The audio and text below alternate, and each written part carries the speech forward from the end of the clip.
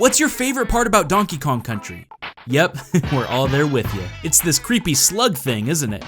Oh, no, that wasn't it? Is it when Squawks takes damage and looks like he's getting a surprise colonoscopy? That's my favorite part. Still no?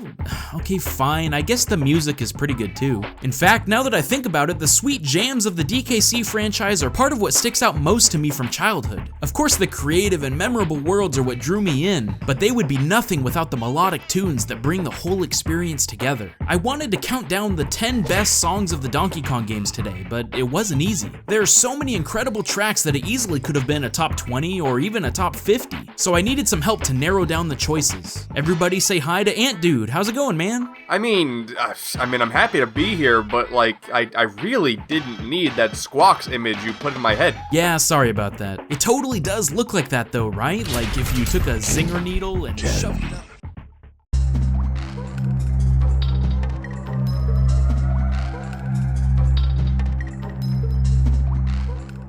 The first Donkey Kong Country game in particular did a great job creating environments based on nature and the island setting, which made it really cool when you got to explore the dark inner caves of said island. Life in the Mines has such unique instrumentation, with a bunch of sound effects playing as if they were from really far away, creating this idea that you never really know what these mysterious caves have in store for the big furry heroes. Or maybe I'm just looking a bit too deep into a really good song, I don't know. It doesn't play too often in the game sadly, but in the first level that it does, we're introduced to Winky the Frog, who would go on to become the least used animal buddy in the entire trilogy. Oh, Winky, we hardly knew ye. 9.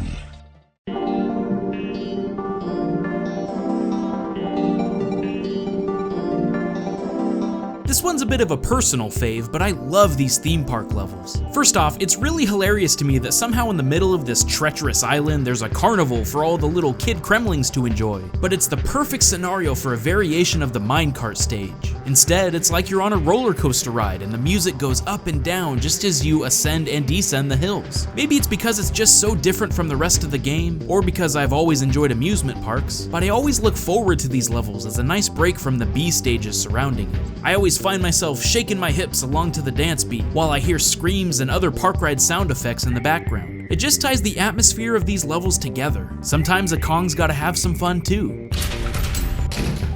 8.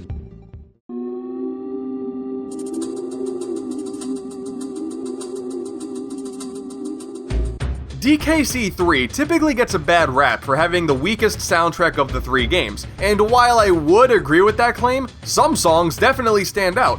The entire soundtrack has this aura of intensity around it. Things seem to be a lot more mysterious and dangerous than the 2 adventures before it, and when it comes to Rockface Rumble, it manages to really amplify the effect of scaling these large cliffsides, especially when one of the levels has you climbing a burning rope and potentially dying a whole lot because holy crap, Kong-fused cliffs is super duper hard. The track is practically all percussion, but then out of nowhere there's this horn solo that's both out of place, yet fits really well all at the same time. It's such an odd blend that it kinda fits DKC 3 perfectly. 7.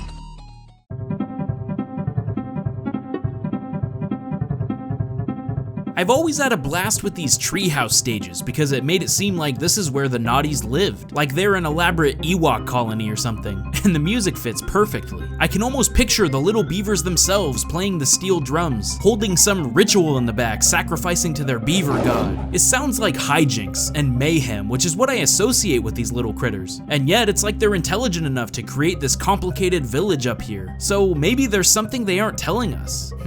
I need to dive deeper into the Donkey Kong lore. There might be something here. 6.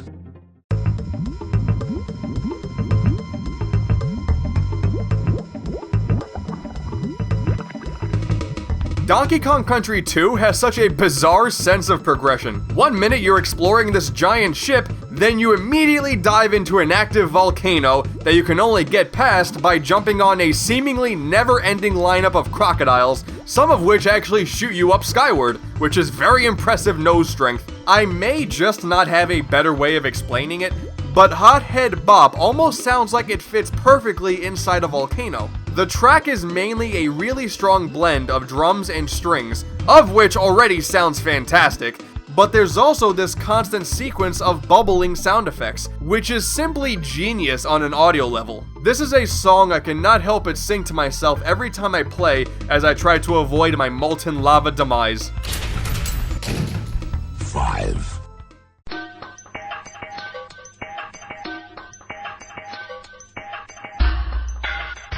This song and Hothead Bop are very close to me as far as ranking goes, but there's one thing that sets Mining Melancholy apart from me, and it's this beat.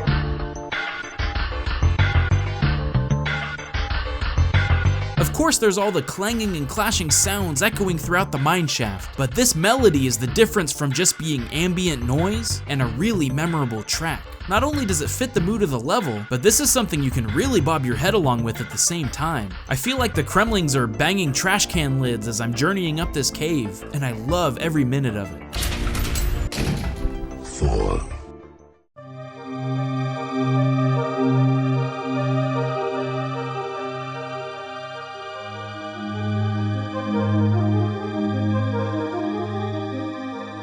Okay, well, you all knew this was gonna be in the top 5 somewhere, especially since this is one of, if not the favorite track by David Wise, the DKC composer himself. It's really no big shocker to say this, but most platformers do not do well when it comes to water levels, but Donkey Kong Country is a shining example of a great one. Unlike most of the other songs in the game, Aquatic ambience is slow. It's soft, soothing sounds permeate throughout the entire track, building up to a beautiful medley, and it's amazing! All of these pesky fish do not stand a single chance once I'm in this meditative state. Watch out. I'm just gonna go ahead and lie down and listen to this song for a while. Snowman, you're up. 3.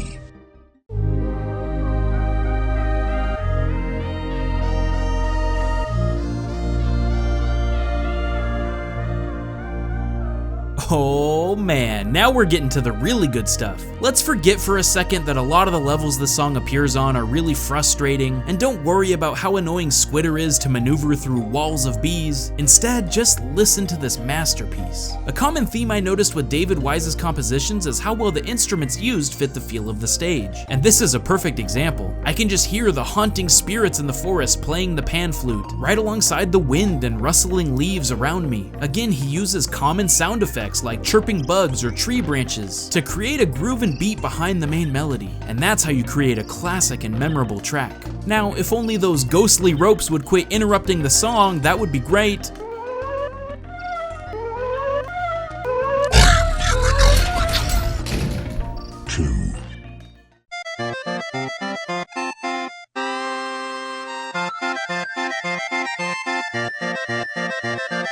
I don't even care! Donkey Kong Country 1 has the best final boss track on the Super Nintendo easily.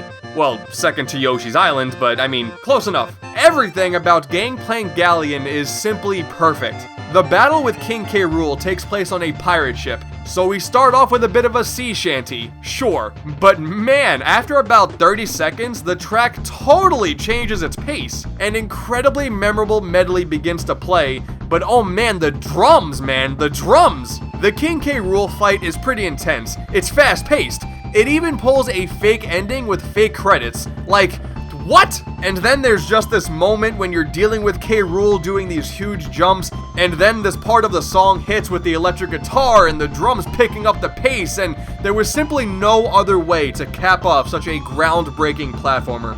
Oh, wait, sorry. Cap off. I gotta stick to the gimmick. Now, like I said, there were so many good tracks that we had to have some honorable mentions before we get to number 1. Let's take a listen.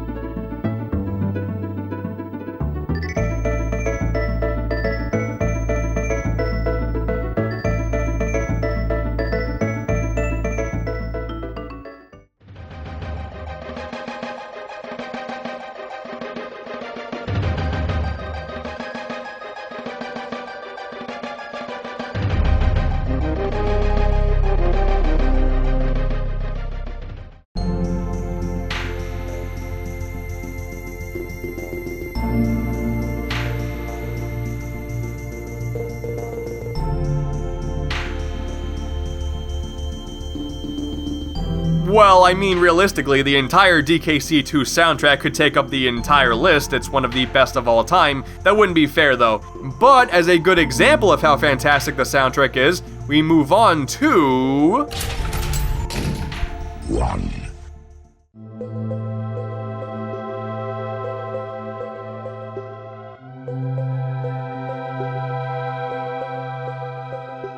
Alright, let's be honest, you had to have known this was number 1, right? It was hard to decide exactly which song should be at the top of our list, but Sticker Bush Symphony, and yes, it's actually Sticker Bush, not Brush, a sticker brush is not a real thing, is more than just my favorite Donkey Kong track, it's one of my favorite tracks in all of video games. It's funny because for such a stressful stage full of deadly brambles and barrel mazes, this is one of the chillest tunes out there. David Wise said this was originally composed for underwater levels, but I'm so glad they decided to use it for these instead because it really feels like you're floating in the clouds way above the ground. It causes these stages to feel like a break from the mayhem of the rest of the game and tells you to relax. Nothing can hurt you up here. I mean, except for the spiky thorns of death, but don't worry about that. It's all good, man.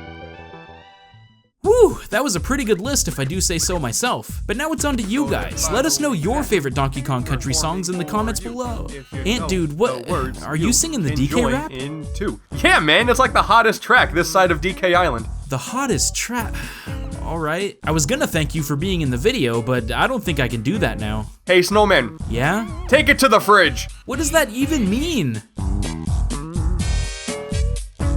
Walnuts, peanuts, pineapple smells, grapes, melons, oranges, and coconut shells. Oh yeah! Huge thanks to AntDude for helping me out with this list. Check out his videos here. Donkey Kong Month is just getting started, so get hyped for the rest of it. Thanks for watching. Don't forget to subscribe and stay frosty, my friends.